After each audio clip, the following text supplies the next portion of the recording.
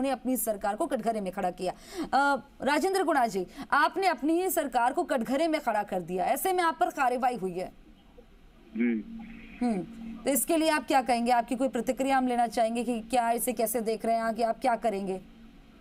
Sir, ये हमारे लोग विधानसभा की बेल में कभी सत्ताधारी पार्टी के विधायक जाते नहीं है, लेकिन सत्ताधारी पार्टी के विधायक बेल में जाके महिलाओं के लिए जो नागालैंड में, मणिपुर में जो महिलाओं के लिए जो हो रहा था, उसमें जो जिस तरीके से प्रोटेस्ट कर रहे थे, तो मैं वो जो हो रहा मणिपुर की घटना को शर्मसार है, उसमें तो हम कोई उसका समर्थन नहीं कर सकता।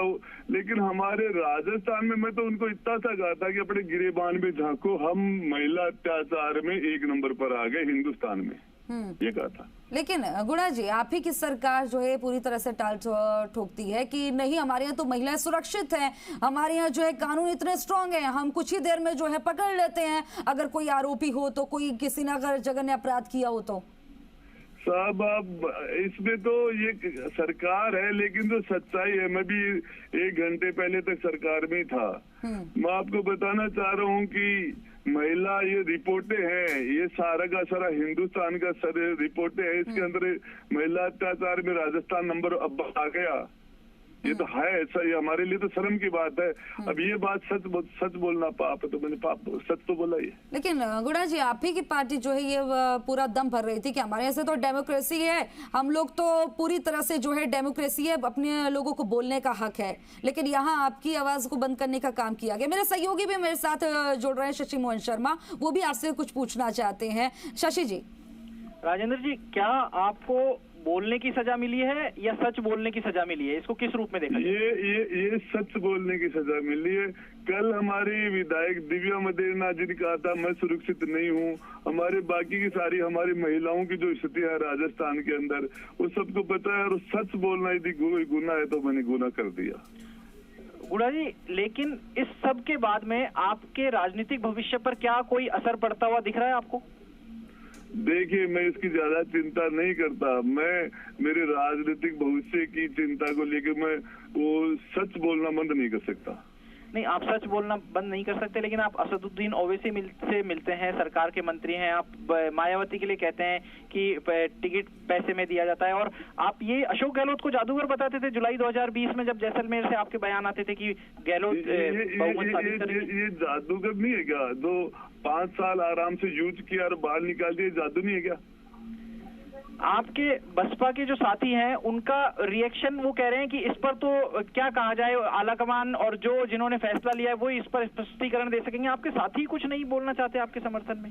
अब साहब, उनको टिकट विकट की जरूरत है, कोई थोड़ा बहुत मैंने कोई छोटे मोटे काम है, और कई जो संदीप है वो भिवाड़ी को जिले के लिए लड़ रहा है, अलग अलग सबकी अलग अलग मजबूरी है, सारे राजेंद्र गुड्डा नहीं हो सकते। पिछले दिनों आप मुख्यमंत्री अशोक गहलोत के लॉयलिस्ट की बजाय अब सचिन पायलट के साथ आ गए हैं, तो क्या ये जो एक्शन हुआ है उसके भी नतीजे के रूप में देखा जाए क्या इसको?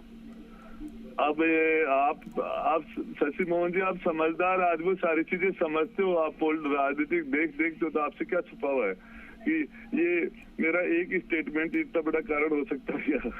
नहीं, लेकिन क्या अब आपके खिलाफ जो आपराधिक मुकदमे थे, क्या आपको लगता है कि उन पर भी कार्रवाई करेंगे और इसका नुकसान होगा आपको या फायदा होगा?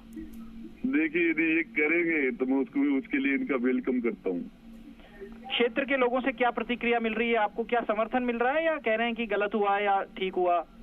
देखिए साहब, मेरे लोग मुझे अच्छी तरह जानते हैं, उनके बारे में ना कुछ ज्यादा दिमाग लगो, मेरे उनसे वो बहुत ही फ्रेंडली, घर जैसे, परिवार जैसे संबंध है सबसे, और इसके अंदर कोई खास, वो सारी चीजें मुझे भी जानते हैं, वो सारी चीजें समझते हैं। गुड़ा जी, क्षेत्र के लोगों के बीच कब पहुंच रहे हैं आप? मैं क्षेत्र के बीच में हूँ। एक चीज और बताइए कि क्या इस फैसले से आपके क्षेत्र के जो सोशल इंजीनियरिंग है, जातिगत समीकरण जिनको कहते हैं, उनके ऊपर कोई असर पड़ेगा चुनाव में? क्या पड़ेगा? इस सरकार में मंत्री रहो न रहो, हम जब चुनाव जीतते हैं तो मंत्री बन के थोड़ी जीतते हैं। नहीं, मंत्री बन के चुनाव नहीं जीतते, लेकिन आप मंत्री बन के तो चुनाव आप हारे, तो क्या इससे आपको जीतने के चांसेस बढ़ जाएंगे या आप अब सदन में सरकार के खिलाफ और मुखर होंगे? अब सदन तो एक दिन का बचा है, क्या मुखर होगा? क्या आपको लगता है आपने गलत किया आज का बयान देकर के? नहीं, कोई नहीं, मैंने कोई गलत नहीं किया। नहीं, सरकार तो कहती है कि रामलाल जाट ने ही थोड़ी देर बाद में कहा आपके बयान के बाद में कि फ्री FIR कर दी है हमने, इसलिए सब कुछ हुआ। नहीं, वो तो वो उनका वर्जन है रामलाल जी का, कहाँ से कहते हैं। हाँ, नहीं, लेकिन आपका क्या नजरिया था सरकार में रहने के दौरान तक? नहीं, राजस्थान महिला अत्याचार में नंबर 1 है, और ये कीर्तिमान हमारी सरकार के टाइम में हुआ है, गहलोत साहब के कार्यकाल में तो हुआ ही है। गुड़ा जी, क्या ये इसको इस रूप में देखा जाए कि आपको मजबूत विभाग नहीं दिए गए जो जन सेवा से जुड़े हुए हों, इस कारण भी आप सरकार के अंदर थोड़ी बेचैनी महसूस कर रहे हो और आप कंफर्ट जोन में आ गए क्या? ऐसा कुछ नहीं। मंत्रिमंडल परिषद से निकलने के बाद में कंफर्ट जोन में आ गए क्या आप? मैं कंफर्ट जोन में पहले से भी था मेरे को। अगर फिर से मौका मिलता है अशोक गहलोत मंत्री परिषद में या कांग्रेस के साथ में मंत्री बनने का, तो आपकी प्राथमिकता रहेगी क्या कोई? 100 बार सोचूंगा इस आदमी के साथ जाने से पहले। धन्यवाद राजेंद्र जी बातचीत के लिए।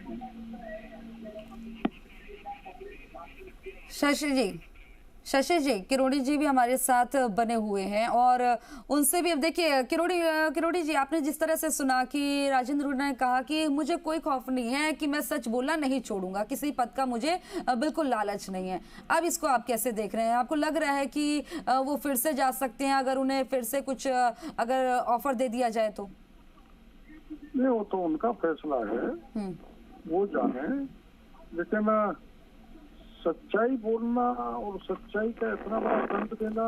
मीणा जी, ये जो सच्चाई की बात आ रही है, अगर आपकी पार्टी में ऐसा होता, आपकी पार्टी में कोई अगर खड़ा हो जाता, तो क्या ये सच्चाई तब भी इसी सच्चाई का आप लोग ये जिस तरह से ढिंढोराएं पीट रहे हैं, सच्चाई के लिए खड़े हुए तो कार्रवाई कर दी, तब भी ये सच्चाई अगर रहती तो आप लोग उनका साथ देते या फिर उन्हें भी इस तरह से कर देते, आउट कर देते? सच्चाई हमारे पार्टी में और हम पार्टी के फोरम पे कई बार सच्चाई दर्ज कराएंगे और पार्टी ने हमारी बात सुनी है, उसको पार्टी ने कार्रवाई की है। हमारे यहाँ इंटरनल डेमोक्रेसी जिंदा है, यहाँ तानाशाही है, क्योंकि यहाँ गहलोत साहब इतने हावी हो गए, जिसको चाहे उसको निकाल देना, जिसको चाहे पत्रकारा कह देना, गद्दार कह देना, निकम्मा कह देना, वो इतनी मनमानी और इतनी